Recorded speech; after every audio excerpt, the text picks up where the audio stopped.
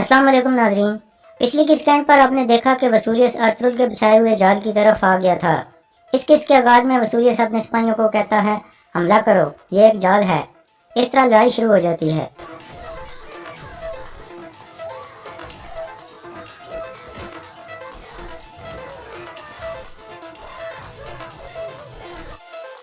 कुछ देर बाद बामसी अपने चंद साथियों के साथ एक तरफ से आ जाता है और वो सब तीर चलाने लगते हैं।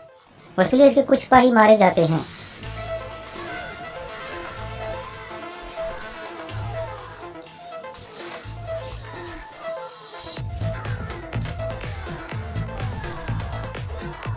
लड़ाई के दौरान वसूलियस अर्तुगरुल के कुछ सिपाहियों को शहीद कर देता है और फिर एक सिपाही की गर्दन पर तलवार रखकर कहता है, अर्तुगरुल, हम दोनों में से कोई एक आज जरूर मरेगा।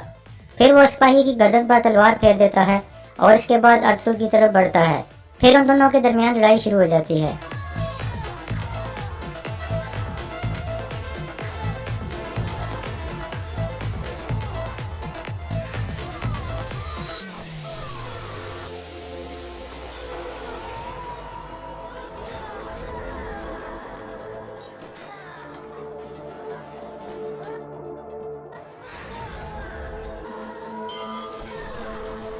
अर्तुगरुल और वसूलियस के दरमियान शदीद लड़ाई जारी थी। इस दौरान अर्तुगरुल की टांग हल्की सी जख्मी हो जाती है। दूसरी तरफ हकीम अर्तुग और धुंधलार वापस काई कबीले पहुंचते हैं। हलीमा पूछती है, अर्तुगरुल के बारे में कोई खबर है? धुंधलार कहता है, अल्लाह का शुक्र है, इब्न अरबी ने सुल्तान का इलाज कर दिया था और सुल्तान ने उठने के फौरन बाद अर्तुगरुल भाई को बचा लिया। यह सुनकर हलीमा खुश हो जाती है और पूछती है, क्या अर्तुगरुल वही है? हकीम अर्तुग कहता है, वो सिपाहियों को लेकर वसूलियस को पकड़ने चले गए हैं। दूसरी तरफ अर्तुगरुल और वसूलियस के दरमियान लड़ाई जारी थी।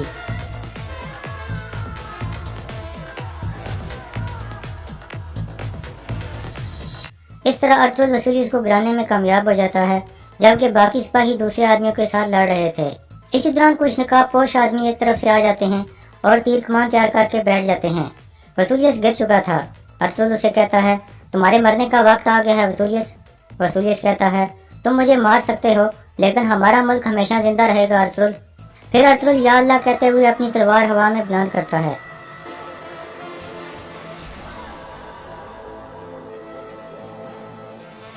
इस तरह अर्तुगरुल को एक तीर लग जाता है और वो एक तरफ बैठ जाता है। इसी दौरान अर्तुगरुल के कुछ सिपाही भी तीरों का निशाना बन जाते हैं और इस मौका का फायदा उठाते हुए वसूलियस भागने में कामयाब हो जाता है। नकाबपोश आदमी मुसलसल तीर चला रहे थे। अर्तुगरुल के सिपाही डालें उठाकर बैठ जाते हैं, जिस वजह से वो तीरों से बच जाते हैं। अर्तुगरुल तुर्गत को कहता है, ये तीर खींच कर निकाल दो तुर्गत। तुर्गत कहता है, आपका बहुत सारा खून बह जाएगा भाई। अर्तुगरुल कहता है, तीर खींचो तुर्गत, वरना वसूलियस दूर भाग जाएगा।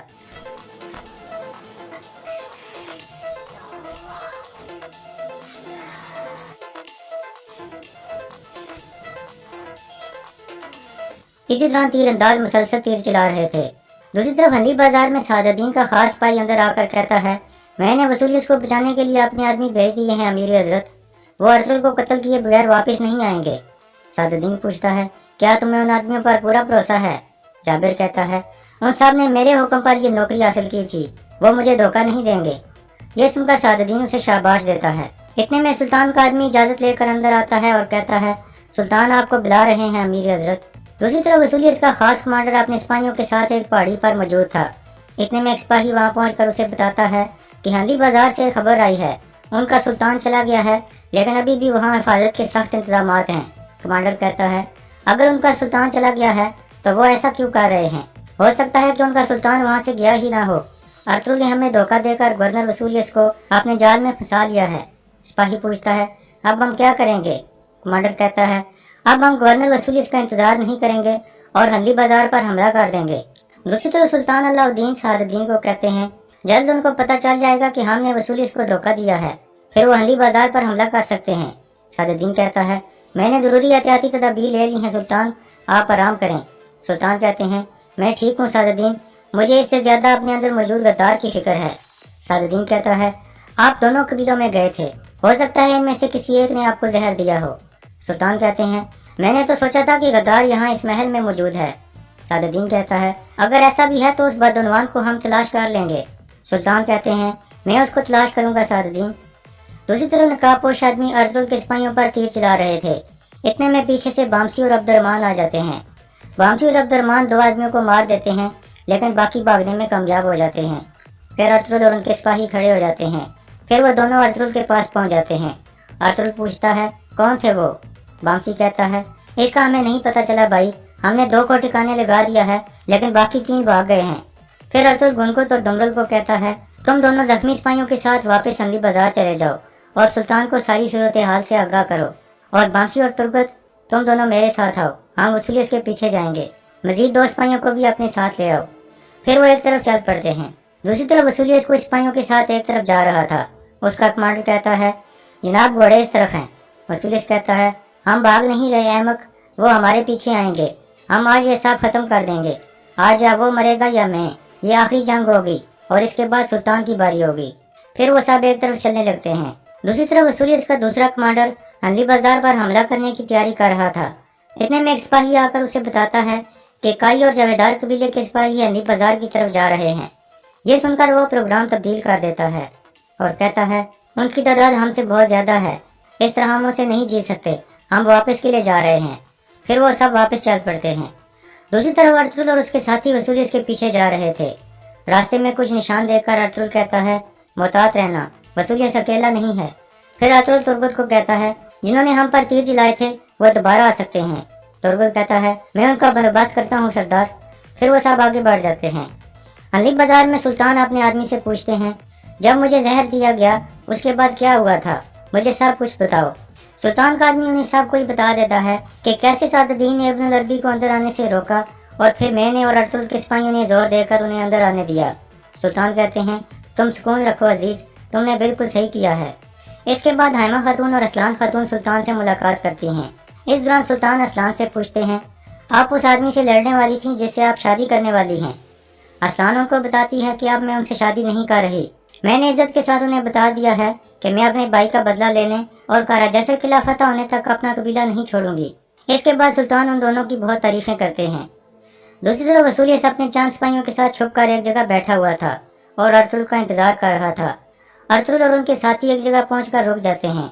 इतने में एक सिपाही आकर अर्तुगरुल को बताता है कि मैंने करीब ही उनके घोड़े देखे हैं। अर्तुगरुल कहता है, इसका मतलब है वो यही हैं। वसूलियत हमारे लिए जात बचा सकता है। सामसा और तुम दोनों आसपास जाकर जायजा लो। दूसरी तरफ कमांडर निकोलस वापस कराजसर किले में पहुंच चुका था। इतने में कैटरीना आकर पूछती है, वसूलियत कहाँ है? कमांडर कहता है, मैं नहीं जानता, अर्तुगरुल ने हम सबको बेवकूफ़ बनाया है। इतने में वसूलियत का साथी सिपाही वहाँ आकर बताता है कि अर्तुगरुल ने हमें धोखा दिया है। उसके साथ आदमी सुल्तान नहीं था बल्कि कोई और था। अगर वक्त पर कुछ तीर अंदाज न आते तो हम सब मारे जाते। गवर्नर वसूलियत चंद आदमियों के साथ भागने में कामयाब हो गए हैं। कमांडर निकोलस कहता है, फौरन उनकी मदद के लिए कुछ सिपाही भिजवा दो। दूसरी तरफ अर्तुगरुल और उसके साथी उस जगह पहुंच जाते हैं जहां वसूलियत छुप कर बैठा हुआ था। कुछ देर में वसूलियत निकल कर उन पर हमला कर देता है और लड़ाई शुरू हो जाती है।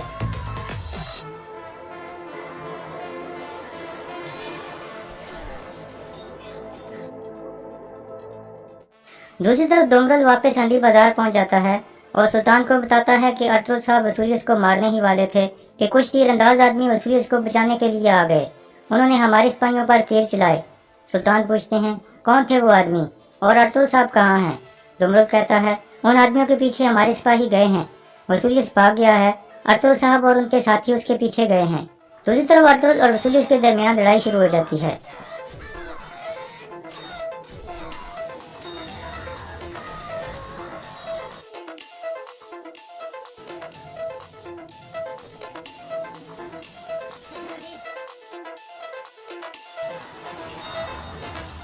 हंदी बाजार में सादुद्दीन अपने सिपाही को कहता है, अर्तुगरुल दोबारा भाग गया, तुम्हारे आदमी नाकाम हो गए जाबिर।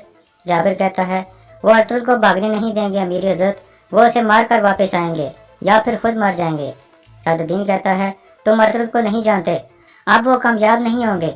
अर्तुगरुल ने जरूर उनके लिए कोई बंदोबस्त कर लिया होगा। दूसरी तरफ लड़ाई जारी थी।